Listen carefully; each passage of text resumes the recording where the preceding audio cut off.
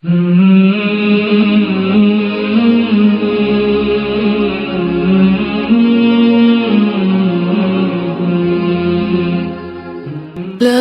إله إلا الله محمد رسول الله.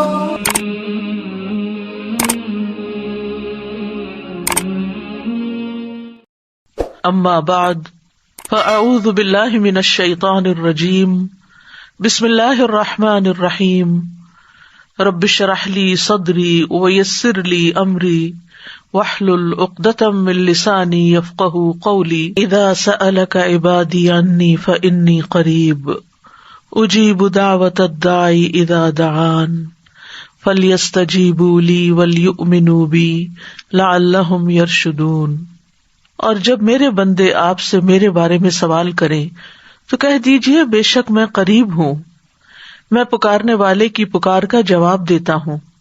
جب وہ مجھے پکارے تو ان کو چاہیے کہ وہ بھی میرا حکم مانیں اور مجھ پر ایمان رکھیں تاکہ وہ ہدایت پا جائیں. سورۃ الحدید. بسم اللہ الرحمن الرحیم. سبح للہ ما فی السماوات والارض وہو العزیز الحکیم. آسمانوں اور زمین میں جو مخلوق ہے ساری اللہ کی تسبیح کر رہی ہے اور وہ غالب ہے، حکمت والا ہے. آسمانوں اور زمین میں جو کچھ ہے سب اسی کا ہے. وہی زندگی بخشتا اور موت دیتا ہے اور وہ ہر چیز پر قادر ہے. وہی اول، وہی آخر، وہی ظاہر، وہی باطن، اور وہ ہر چیز کو جاننے والا ہے. اللہ کے یہ چار نام جو ہے یہ بڑی اہمیت کے حامل ہیں. ان کے ساتھ جو شخص اللہ کو پکارتا ہے اللہ تعالیٰ اس کے وسوسے وغیرہ بھی دور کر دیتے ہیں. سوتے وقت کی دعا میں بھی یہ نام آتے ہیں جو نبی صلی اللہ علیہ وسلم نے حضرت فاطمہ کو پڑھنے کے لیے کہا تھا. اللہم رب السماوات والارض ورب العرش العظیم آخر تک. هو الذی خلق السماوات والارض فی 6 ایام. اسی نے آسمانوں اور زمین کو 6 دنوں میں پیدا کیا، پھر عرش پر مستوی ہوا. جو چیز زمین میں داخل ہوتی ہے اسے بھی جانتا ہے اور جو اس سے نکلتی ہے اسے بھی. اسی طرح جو چیز آسمان سے اترتی ہے اسے بھی وہ جانتا ہے اور جو کچھ اس میں چڑھتا ہے اسے بھی جانتا ہے. اور جہاں کہیں بھی تم ہو وہ تمہارے ساتھ ہے اور جو کچھ تم کرتے ہو اللہ اسے دیکھ رہا ہے. ہم مسلسل اللہ کی نگاہ میں ہیں. ابن مسعود کہتے ہیں کہ عرش پانی کے اوپر ہے اور اللہ عز و جل عرش کے اوپر ہے اور اللہ پر تمہارے اعمال میں سے کچھ بھی چھپا ہوا نہیں. عرش پر ہوتے ہوئے وہ تمہاری دعائیں قبول کرتا ہے. لہو ملک السماوات والارض وإلی اللہ ترجع الامور. آسمانوں اور زمین کی حکومت اسی کی ہے اور سب معاملات اسی کی طرف لوٹائے جاتے ہیں. وہی رات کو دن میں اور دن کو رات میں داخل کر دیتا ہے اور وہ دلوں کے راز تک جانتا ہے. یعنی ایک بڑی چیز کا ذکر کیا گیا رات اور دن کی تبدیلی کا، اور پھر دل کے الٹ پلٹ ہونے کے اندر جو خیالات آتے اور جاتے ہیں ان کا. یہ سب کچھ اللہ کے علم میں ہے. آمنوا باللہ ورسولہ وانفقوا مما جعلکم مستخلفین فیہ. اللہ پر اور اس کے رسول پر ایمان لاؤ اور ان چیزوں میں سے خرچ کرو جن میں اس نے تمہیں جانشین بنایا ہے. تو جو لوگ تم میں سے ایمان لائے اور خرچ کیا ان کے لیے بہت بڑا اجر ہے. یہاں ایک انوکھے انداز سے خرچ کرنے کے اوپر ابھارا جا رہا ہے کہ اس میں سے خرچ کرو جن چیزوں پر اللہ نے تم کو جانشین بنایا، یعنی جو تمہاری کسٹڈی میں دے دی، جو تمہاری ملکیت میں ہے، جو اس سے پہلے کسی اور کے پاس تھی اب تمہارے پاس آ گئی. جانشینی کیا ہوتی ہے؟ وارث ہونا. تو آپ دیکھیے اپنے ماں باپ کو سوچئے، اور اکثر خیال بھی آتا ہے نا کہ کیسا گھر تھا ان کا، کیسے زیورات تھے امی کے پاس، کتنے بچے تھے، کیا کیا نعمتیں آتی تھی. ہر ایک کو اپنے ماں باپ کے گھر کی نعمتیں اور رونقیں اور وہ سب کچھ یاد آتا ہے. لیکن آج وہ منو مٹی کے نیچے ہیں، کوئی چیز ان کے نام نہیں اور کوئی چیز ان کی نہیں سوائے اس کے کہ جو وہ کما کے چلے گئے یا اللہ کی راہ میں دے کے چلے گئے. آج اللہ نے ان کے بعد ہمیں ان کا جانشین بنا دیا. آج ہم زمین پر ہیں، ہم ان گھروں میں رہ بس رہے ہیں. جو کچھ ہمارے پاس ہے، جس کے ہم مالک ہیں، ہم اس کے ساتھ کیا کر رہے ہیں؟ صرف یہی رکھنا چاہتے ہیں یا آگے بھی بھیجنا چاہتے ہیں؟ اور پھر ہمارے بعد ہماری اولادیں اور ہمارے بعد میں آنے والے لوگ ہوں گے جن تک یہ سب کچھ منتقل ہو جائے گا. پھر وہ اپنی مرضی کریں گے. وہ چاہیں تو اللہ کے راستے میں دیں آپ کی طرف سے، چاہیں تو نہ دیں. آپ اپنے آپ کو دیکھیے، اس رمضان میں ہی کتنے لوگوں نے اپنے ماں باپ کے لیے کچھ کیا ہو. عام دنوں میں تو کیا یاد رکھیں گے، کس کس کو یاد رہا ان کے لیے دعائیں کرنا، ان کے لیے بخشش مانگنا اور ان کے لیے صدقہ خیرات کرنا، ان کے لیے دعا کرنا، اوہ بھول گئی، صدقہ کرنا، اوہ بھول گیا. کل ہماری اولاد کیسے یاد رکھے گی؟ تو آج وقت ہے، آج مہلت ہے، بخل نہ کرو، آج اپنے لیے کچھ کر لو. اور وہ تھوڑا تھوڑا کام جو سال بھر انسان کرتا رہے نا، وہ اس سے بہتر ہوتا ہے کہ انسان یکدم کرے اور اس کے بعد چھٹی، ہاتھ جھاڑ دے، بس ختم، سب کچھ کر لیا. رمضان میں زکوٰۃ دے دی، بس سب فارغ ہو گئے. نہیں، ابن آدم کے ہر جوڑ پر روزانہ صدقہ واجب ہوتا ہے. تو اگرچہ اس صدقے کی ادائیگی تسبیحات اور اشراق کی نماز ان چیزوں سے بھی ہوتی ہے، لیکن اس کے ساتھ ساتھ انسان کو اگر اللہ نے مال دیا ہو تو اس میں سے اپنی خاطر ضرور خرچ کرتے رہنا چاہیے، اور ڈیلی بیسس پر کرنا چاہیے، یا اگر ڈیلی نہیں ہو سکتا تو ویکلی، منتھلی. لیکن یہ نہیں کہ انسان بھول جائے. تو کوئی نہ کوئی ایسا طریقہ اختیار کرے کہ جس میں آپ بھولیں بھی تو وہ طریقہ نہ بھولے، اور آپ کی طرف سے جو نیت کی ہوئی ہے صدقے کی وہ ہوتی رہے. تو اس سے ڈرے نہیں، گھبرائے نہیں کہ کیا پتا ہمارے پاس جاب نہ رہے، کیا پتا ہمارے پاس کل کو رزق نہ ہو. جو اللہ آج دے رہا وہ کل بھی دے گا، اور ہو سکتا ہے اس ارادے کی وجہ سے اللہ تعالیٰ آپ کے رزق میں کمی آنے ہی نہ دے، کہ وہ ہمیشہ آپ کو دیتا ہی رہے، کہ آپ دینے والوں میں شامل رہیں. اور تمہیں کیا ہو گیا کہ تم اللہ پر ایمان نہیں لاتے، حالانکہ رسول تمہیں دعوت دیتا ہے کہ تم اپنے رب پر ایمان لاؤ، اور وہ اللہ تم سے اقرار بھی لے چکا ہے. اگر تم واقعی ایمان لانے والے ہو، وہی تو ہے جو اپنے بندے پر واضح آیات نازل کرتا ہے تاکہ تمہیں اندھیروں سے نکال کر روشنی کی طرف لے جائے، اور اللہ تو یقیناً تم پر بڑا مہربان ہے، رحم کرنے والا ہے. وَمَا لَكُمْ أَلَّا تُنْفِقُوا فِي سَبِيلِ اللَّهِ وَلِلَّهِ مِيرَاثُ السَّمَاوَاتِ وَالْأَرْضِ. اور تمہیں کیا ہو گیا ہے، تم اللہ کی راہ میں خرچ نہیں کرتے، یعنی دین کی ترقی کے لیے خرچ نہیں کرتے، حالانکہ آسمانوں اور زمین کی میراث اللہ ہی کی ہے. یہ جو کچھ اس نے ابھی تمہیں دیا ہوا ہے نا، اس کا اصل مالک تو وہی ہے. اگر تم اپنے ہاتھ سے نہیں دو گے تو وہ ویسے ہی تم سے لے لے گا، خالی ہاتھ جاؤ گے قبر میں. جن لوگوں نے فتح مکہ کے بعد خرچ کیا اور جہاد کیا، وہ ان لوگوں کے برابر نہیں ہو سکتے جنہوں نے فتح سے پہلے خرچ اور جہاد کیا. پھر وقت ہی بات ہوتی ہے. بعض اوقات جب کسی چیز کی ضرورت ہوتی ہے، اگر انسان اس وقت خرچ نہ کرے تو بعد میں خرچ کرنا اس فائدے کا نہیں ہوتا. یہی لوگ درجے میں زیادہ ہیں، تاہم اللہ نے ہر ایک سے اچھا وعدہ کیا ہے، اور جو کچھ تم کرتے ہو اللہ اس سے پوری طرح باخبر ہے. تو خرچ کرتے ہوئے مال کم ہونے سے ڈرنا نہیں چاہیے، کیونکہ وَلِلَّهِ مِيرَاثُ السَّمَاوَاتِ وَالْأَرْضِ، جس کے راستے میں تم نے خرچ کیا ہے وہ آسمانوں اور زمین کا مالک ہے، خزانوں کا مالک ہے، اسی کے ہاتھ میں ان کی کنجیاں ہیں، اسی کے پاس ان کے خزانے ہیں. تو پھر تم کیوں ڈرتے ہو کہ کم ہو جائے گا؟ وہ اپنے خزانوں سے اور دے گا تمہیں. بلال بن رباح کہتے ہیں رسول اللہ صلی اللہ علیہ وسلم نے فرمایا، بلال خرچ کیا کرو اور عرش والے کی جانب سے مفلسی سے نہ ڈرا کرو، غریب ہونے سے نہیں ڈرا کرو.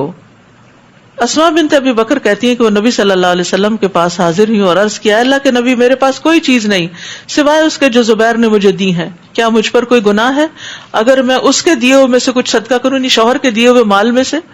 تو آپ نے فرمایا، جتنی تم میں طاقت ہو اتنا دو اور جمع کر کے نہ رکھو، ورنہ اللہ بھی تم کو دینا بند کر دے گا. نکالتے رہو اور آتا رہے گا، صاف ہوتا رہے گا مال. اور جو خرچ کرتا ہے اللہ تعالیٰ اس پر اور خرچ کرتا ہے. رسول اللہ صلی اللہ علیہ وسلم نے فرمایا، اللہ نے مجھ سے فرمایا خرچ کرو، تم پر خرچ کیا جائے گا، میں تم پہ خرچ کروں گا، انفق علی. اور رسول اللہ صلی اللہ علیہ وسلم نے فرمایا، اللہ کا دایاں ہاتھ بھرا ہوا ہے، دن رات عطا کی بارش برسانے والا ہے، اس میں کوئی چیز کمی نہیں کرتی. کیا تم نے دیکھا آسمان و زمین کی تخلیق سے لے کر اب تک اس نے کتنا خرچ کیا؟ جو کچھ اس کے دائیں ہاتھ میں ہے اس نے اس میں کوئی کمی نہیں کی، یعنی دینے میں کمی نہیں کی. پھر فرمایا، من ذا الذی یقرض اللہ قرضا حسنا فیضاعفہ لہ ولہ اجر کریم. کون ہے جو اللہ کو قرض دے، اچھا قرض جسے وہ اس کے لیے دگنا کر کے بڑھا دے اور اسے عمدہ اجر عطا کرے.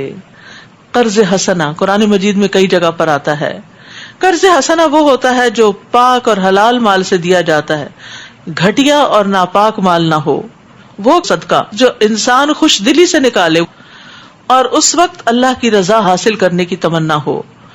وہ خرچ جو کسی کو دے کر اس پر احسان نہ جتلائے اور نہ کسی کو ایذا دے. اور پھر وہ خرچ جو انسان اللہ کے دین کے کام کے لیے دے اس کو بھی قرض حسنہ کہتے ہیں. تو اللہ تعالیٰ اس کو تمہارے لیے دگنا کر دے گا اور تمہیں عمدہ اجر عطا کرے گا. اور خرچ کرنے کے سلسلے میں یہ بھی یاد رکھے کہ وہ چیزیں جو گھٹیا ہوں اور ناقابل استعمال ہوں وہ صدقہ کر کے مطمئنہ ہو جائیں کہ ہم نے صدقہ کر لیا. نہیں، اللہ کے راستے میں دیتے ہوئے عمدہ چیز دیں. یوم تری المؤمنین والمؤمنات یسعی نورہم بین ایدیہم وبایمانہم بشراکم الیوم جنات تجری من تحتها الانہار خالدین فیہا ذالک ھو الفوز العظیم. اس دن آپ دیکھیں گے کہ مومن مردوں اور مومن عورتوں کا نور ان کے سامنے اور دائیں جانب دوڑ رہا ہوگا اور انہیں کہا جائے گا آج تمہیں ایسے باغوں کی بشارت ہے جن کے نیچے نہریں بہ رہی ہیں، تم اس میں ہمیشہ رہو گے، یہی بڑی کامیابی ہے. اس دن منافق مرد اور منافق عورتیں ایمان والوں سے کہیں گے ہماری طرف دیکھو تاکہ ہم بھی تمہارے نور سے کچھ روشنی حاصل کر سکیں. انہیں کہا جائے گا پیچھے چلے جاؤ اور نور تلاش کرو، یہاں نہیں نور ملتا. پھر ان کے درمیان ایک دیوار کھڑی کر دی جائے گی جس میں ایک دروازہ ہوگا، اس دروازے کے اندر تو رحمت ہوگی، باہر عذاب ہوگا. اللہ ہمیں بچائے. تو یہ کب کہیں گے؟ جب انسان پل صراط پر ہوگا، کیونکہ پل صراط جو ہے وہ اندھیرے میں ہوگا. تو اس وقت ہر شخص کے پاس صرف اپنی روشنی ہوگی. نبی صلی اللہ علیہ وسلم نے فرمایا قیامت کے دن اللہ تعالیٰ ہر ایک کو اس کے عمل کے مطابق نور دے گا. بعض کو نور ایک عظیم پہاڑ کے برابر دیا جائے گا جو ان کے آگے آگے دوڑے گا. کچھ لوگوں کو اس سے ذرا کم نور دیا جائے گا، کچھ لوگوں کو کھجور کے پودے کے برابر جو انہوں نے ہاتھ میں پکڑا ہوگا، اور کسی کو اس سے بھی کم. یہاں تک کہ آخری آدمی جس کو نور دیا جائے گا وہ اس کے پاؤں کے انگوٹھے کے اوپر دیا جائے گا. کبھی وہ جلے گا، کبھی بجھ جائے گا. پھر جب پاؤں روشنی کرے گا تو آگے چلے گا، اور جب نور بجھا دیا جائے گا تو رک جائے گا. اور رب تبارک و تعالیٰ ان کے آگے آگے ہوں گے یہاں تک کہ ان کو آگ کی طرف لے جایا جائے گا. تو اس کا اثر تلوار کی تیزی کی طرح باقی رہے گا. وہ پھسلن والا ہوگا. ان کو کہا جائے گا گزرو، تو وہ اپنے نور کی مقدار کے مطابق گزر جائیں گے. بعض ہوں گے جو آنکھ جھپکنے کی دیر میں گزر جائیں گے، بعض وہ ہوں گے جو بجلی کی طرح گزر جائیں گے، بعض بادلوں کی طرح گزر جائیں گے، کچھ ستاروں کے ایک دوسرے پر حملہ کرنے کی طرح گزر جائیں گے، کچھ لوگ آندھی کی طرح گزر جائیں گے، کچھ لوگ گھوڑوں کے دوڑنے کی طرح گزر جائیں گے، کچھ آدمیوں کے دوڑنے کی طرح گزریں گے. پھر اس کے گزرنے کی باری آئے گی جس سے روشنی اس کے پاؤں کی پشت پر دی گئی ہوگی. وہ چہرے، ہاتھوں اور پاؤں کے بل رینگ رینگ کر گزرے گا. کوئی ہاتھ گرے گا، کوئی ہاتھ چمٹ جائے گا، کوئی پاؤں گرے گا، کوئی پاؤں چمٹ جائے گا. اس کے کناروں اور پہلوؤں کو آگ پہنچے گی، لیکن پھر بھی رینگتے رینگتے آخر کار نجات پا جائے گا. جب وہ نجات پا جائے گا اور رک جائے گا تو کہے گا اللہ کا شکر جس نے مجھے وہ دیا جو کسی کو نہیں دیا. جبکہ میں نے جہنم کو دیکھ لیا تو اس نے مجھے اس سے نجات دے دی. یاد رکھیے قیامت کے دن منافق کا نور بجھا دیا جائے گا اور مومن کو نور عطا کیا جائے گا. ینادونہم، منافق مومنوں کو پکار کر کہیں گے کیا ہم دنیا میں تمہارے ساتھ نہ تھے؟ مومن کہیں گے کیوں نہیں، لیکن تم نے خود اپنے آپ کو فتنے میں ڈالا. یعنی دنیا کے پیچھے لگ کر فتنے میں مبتلا ہو گئے اور موقع کا انتظار کرتے رہے اور شک میں پڑے رہے اور جھوٹی آرزویں تمہیں دھوکے میں ڈالے رہیں، یہاں تک کہ اللہ کا حکم آ پہنچا. اس وقت تک بڑا دھوکے باز شیطان اللہ کے بارے میں تمہیں دھوکہ ہی دیتا رہا. تو خسارے کے 4 اسباب یہاں بتا دیے گئے ہیں. نمبر 1 اپنے آپ کو فتنے میں ڈالنا. نمبر 2 آزمائشوں اور مصیبتوں کا انتظار کرنا. نمبر 3 رسول اللہ کی سچائی میں شک کرنا. اور نمبر 4 جس چیز کو انسان کے نفس ملمہ سازی کر کے دکھاتے ہیں، ہوتی چیز وہ نہیں لیکن وہ خوبصورت اتنی لگتی ہے کہ انسان اس سے دھوکہ کھا جاتا ہے. لہٰذا آج نہ تم سے فدیہ قبول کیا جائے گا نہ ان لوگوں سے جنہوں نے کفر کیا. تم سب کا ٹھکانہ دوزخ ہے، وہی تمہاری خبرگیری کرنے والی ہے اور یہ بدترین انجام ہے. جو لوگ ایمان لائے ہیں ان کے لیے کیا ایسا وقت نہیں آیا کہ اللہ کے ذکر سے اور جو حق نازل ہوا ہے اس سے ان کے دل جھک جائیں اور ان لوگوں کی طرح نہ ہو جائیں جنہیں اس سے پہلے کتاب دی گئی تھی. ان کے پاس بھی کتاب تھی، پھر ایک طویل مدت گزر گئی تو ان کے دل سخت ہو گئے اور آج ان میں سے اکثر فاسق ہیں. تو بعض اوقات انسان کی عمر لمبی ہوتی ہے اور پھر آہستہ آہستہ وہ غفلت آتی جاتی ہے اور دل سخت ہو جاتا ہے اور اس طرح انجام اچھا نہیں ہوتا. تو اس لیے علم حاصل کریں کب تک؟ اچھی مجلسوں سے جڑے رہیں کب تک؟ موت تک. وَاعْبُدْ رَبَّكَ حَتَّى يَأْتِيَكَ الْيَقِينُ. اعلموا جان لو، علم حاصل کرو، کیا کہ اللہ تعالیٰ ہی زمین کو اس کے مردہ ہونے کے بعد زندگی بخشتا ہے بارش برسا کے. ہم نے تمہارے لیے آیات کھول کھول کر بیان کر دی ہیں شاید کہ تم کچھ سمجھ سکو. ان المصدقین والمصدقات، بے شک صدقہ کرنے والے مرد اور صدقہ کرنے والی عورتیں، عورتوں کا الگ ذکر ہے، عورتوں کو اپنے لیے الگ صدقہ کرنا چاہیے. یہ نہیں سوچنا چاہیے وہ میرے ہسبینڈ جاتے ہیں مسجد وہیں کچھ ڈال آتے ہیں سارے گھر والوں کی طرف سے. صحابیات جو تھیں وہ اپنے ہاتھوں کی کمائی سے صدقہ کرتی تھی، کیونکہ جو اپنے ہاتھ کی کمائی کا صدقہ ہوتا ہے وہ اور زیادہ بہتر ہوتا ہے. لیکن اگر کمائی نہیں بھی ہو تو آپ کی پوزیشن میں جو کچھ ہے، والدین سے جو کچھ ملا یا ہسبینڈ کی طرف سے جو مل گیا، اس میں سے آپ اپنی مرضی سے پھر صدقہ کر سکتے ہیں. اور جن لوگوں نے اللہ کو قرض حسنہ دیا، صدقہ اور قرض حسنہ دونوں میں فرق ہے. قرض حسنہ وہ جو فی سبیل اللہ کے راستے میں دیا جاتا ہے، جو اللہ کو آپ نے بس دے دیا، اس کی دنیا میں آپ کو واپسی کی توقع نہیں، پھر قیامت کے دن اللہ تعالیٰ آپ کو اس کا اجر دے گا، وہ ان کے لیے دگنا کر دیا جائے گا. یضاعف لہم ولہم اجر کریم، اور ان کے لیے عمدہ اجر ہوگا. اور جو لوگ اللہ پر اور اس کے رسول پر ایمان لائے، وہی اپنے رب کے ہاں صدیق اور شہید ہیں، انہیں اپنے اپنے اعمال کے مطابق اجر بھی ملے گا اور روشنی بھی. اور جنہوں نے کفر کیا اور ہماری آیات کو جھٹلا دیا تو ایسے ہی لوگ اہل دوزخ ہیں. اعلموا، علم حاصل کر لو. کس بات کا؟ جان لو کہ دنیا کی زندگی محض کھیل تماشا ہے. زینت و آرائش، تمہارا آپس میں ایک دوسرے پر فخر کرنا اور مال و اولاد میں ایک دوسرے سے زیادہ حاصل کرنے کی کوشش کرنا. جیسے بارش ہوئی تو اس کی نباتات نے کاشتکاروں کو خوش کر دیا، پھر جوبن پر آتی ہے تو پھر اسے زرد پڑی ہوئی دیکھتا ہے، پھر آخرکار وہ بھس بن جاتی ہے. جبکہ آخرت میں ایسی غفلت کی زندگی کا بدلہ سخت عذاب ہے. اور ایمان لانے والوں کے لیے اللہ کی بخشش اور اس کی رضا ہے، اور دنیا کی زندگی تو محض دھوکے کا سامان ہے. تو یاد رکھیے دنیا کی زندگی کیا ہے. بچپن ہے تو کھیل کود کا زمانہ ہے، لڑکپن ہے تو لہو لعب ہے، کھیل کود ہے. جوانی ہے تو پھر زیب و زینت کے پیچھے دوڑ پڑتا ہے انسان. اور باہمی تفاخر ادھیڑ عمر میں آتا ہے جب انسان بہت کچھ ایکیومولیٹ کر چکا ہوتا ہے. اور ایک دوسرے سے زیادہ حاصل کرنے کی خواہش تو بڑھاپے تک نہیں جاتی. سعید بن جبیر کہتے ہیں یہ ان لوگوں کے لیے دھوکے کا سامان ہے جو اس دنیا میں آخرت کو حاصل کرنے میں مشغول نہیں ہوتے، اور جو آخرت کو طلب کرنے میں مصروف ہو جاتا ہے تو یہ دنیا اس کے لیے سامان ہے جو اس کو پہنچا دینے والا ہے ایسی دنیا کی طرف جو اس سے بھی بہتر ہو. سابقوا الی مغفرۃ من ربکم وجنہ ارضها كأرض السماء والارض اعدت للذین آمنوا باللہ ورسلہ ذلک فضل اللہ یؤتیہ من یشاء واللہ ذو الفضل العظیم. تم اپنے رب کی مغفرت اور اس جنت کو حاصل کرنے کے لیے ایک دوسرے سے آگے نکل جاؤ، مقابلہ کرو، دوڑو. جس کا عرض آسمان اور زمین کے عرض کے برابر ہے، وہ ان لوگوں کے لیے تیار کی گئی ہے جو اللہ پر اور اس کے رسول پر ایمان لائے. یہ اللہ کا فضل ہے، جسے چاہتا ہے عطا کرتا ہے، اور اللہ بڑے فضل والا ہے. کوئی بھی مصیبت جو زمین میں آتی ہے یا تمہارے نفوس کو پہنچتی ہے، وہ ہمارے پیدا کرنے سے پہلے ہی ایک کتاب میں لکھی ہوئی ہے، اور یہ بات بلا شبہ اللہ کے لیے آسان کام ہے. اب یہ جو پہلے سے لکھی ہوئی ہے تقدیر میں، تو اس پر ایمان لانا ضروری ہے. اور تقدیر پر ایمان انسان کو راحت بخشتا ہے. انسان کو پتا ہے کہ یہ مقدر میں تھا، یہ تو ہونا تھا، اب ہو گیا، تو اب اس پر ਵਿਚار کرنے کی بجائے بہتر کیا ہے کہ اب کیا کرو، آگے بڑھو، اللہ سے راضی ہو، جو نعمتیں ملی ہیں ان کا شکر ادا کرو اور ان کو اللہ کے راستے میں استعمال کرو. یہ اس لیے ہے کہ جو کچھ تمہیں نہ مل سکے اس پر تم غم نہ کیا کرو، اور جو کچھ تمہیں اللہ دے اس پر اترایا نہ کرو. اور اللہ کسی بھی خود پسند اور فخر کرنے والے کو پسند نہیں کرتا. تو غم کے وقت اللہ کی رضامندی کی ہی بات کرنی چاہیے. الذین یبخلون ویأمرون الناس بالبخل ومن یتول فإن اللہ هو الغنی الحمید. جو خود بھی بخل کرتے ہیں اور لوگوں کو بخل کا حکم دیتے ہیں، نہ خود خرچ کرتے ہیں نہ دوسروں کو کرنے دیتے ہیں. تو خیر والا کون ہے؟ جو خود خرچ کرتا ہے اور دوسروں کو بھی ابھارتا ہے کہ تم بھی اللہ کے راستے میں دو. ولا یحض علی طعام المسکین والے کو زجر کی گئی، جھڑک دیا گیا ہے، جو مسکین کے کھانے کے لیے نہیں ابھارتا اور جو منہ موڑے. تو اللہ ہی ہے بے نیاز اور اپنی ذات میں قابل تعریف.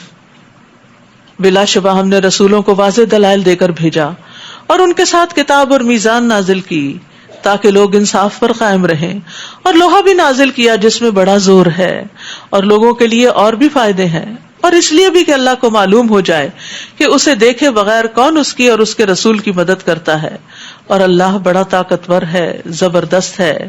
اور ہم نے ابراہیم اور نوح کو رسول بنا کر بھیجا، اور نبوت اور کتاب انہی دونوں کی اولاد میں رکھ دی، پھر ان میں سے کچھ تو راہ راست پر رہے اور اکثر لوگ نافرمان ہی تھے۔ پھر ان دونوں کے بعد ہم نے لگاتار کئی رسول بھیجے، اور ان کے بعد عیسیٰ ابن مریم کو بھیجا اور اسے انجیل عطا کی، اور جن لوگوں نے عیسیٰ کی پیروی کی ان کے دلوں میں ہم نے نرمی اور رحم ڈال دیا، اور ترک دنیا جو انہوں نے خود ایجاد کر لی تھی ہم نے ان پر فرض نہیں کی تھی، مگر اللہ کی رضا حاصل کرنے کی خاطر انہوں نے ایسا کر تو لیا مگر اسے نبھا نہ سکے جیسا کہ اسے نبھانے کا حق تھا۔ ان میں سے جو لوگ ایمان لائے تھے ہم نے ان کا اجر انہیں دے دیا تھا، مگر ان میں سے زیادہ تر نافرمان ہی تھے۔ یا ایھا الذین آمنوا اتقوا اللہ وآمنوا برسولہ یؤتکم کفلین من رحمتہ ویجعل لکم نورا تمشون بہ ویغفر لکم واللہ غفور رحیم۔ اے ایمان والو، اللہ سے ڈرتے رہو اور اس کے رسول پر ایمان لاؤ، اللہ تمہیں اپنی رحمت سے دگنا اجر عطا کرے گا اور ایسا نور بخشے گا جس کی روشنی میں تم چلو گے، اور تمہیں معاف کر دے گا، اور اللہ بخشنے والا رحم کرنے والا ہے۔ تو یہ ہدایت کی روشنی کی طرف اشارہ ہے۔ ابن عباس کہتے ہیں نور سے مراد قرآن ہے۔ یہ بھی کہا گیا کہ وہ روشنی ہے جس سے تم آخرت میں پل صراط پہ چل سکو گے۔ پھر اسی طرح اسلام بھی روشنی ہے جس کے ساتھ انسان دنیا کے اندھیروں میں رستہ ڈھونڈتا ہے۔ اس کے علاوہ وحی بھی نور ہے، نبی صلی اللہ علیہ وسلم کی تعلیمات نور ہے، نماز نور ہے، اور اللہ سے نور مانگتے رہنا چاہیے۔ اللہم اجعل فی قلبی نورا آخر تک، لئلا یعلم اہل الکتاب الا یقدرون علی شیء من فضل اللہ وان الفضل بید اللہ یؤتیہ من یشاء واللہ ذو الفضل العظیم، تاکہ اہل کتاب یہ نہ سمجھ بیٹھیں کہ مسلمان اللہ کے فضل کا کچھ بھی حصہ حاصل نہیں کر سکتے، حالانکہ فضل تو اللہ کے ہاتھ میں ہے، جسے چاہتا ہے عطا کرتا ہے، اور اللہ بڑے فضل والا ہے۔ وآخر دعوانا ان الحمد للہ رب العالمین۔ سبحانک اللہم وبحمدک، اشہد ان لا الہ الا انت، استغفرک واتوب الیک۔ السلام علیکم ورحمۃ اللہ وبرکاتہ۔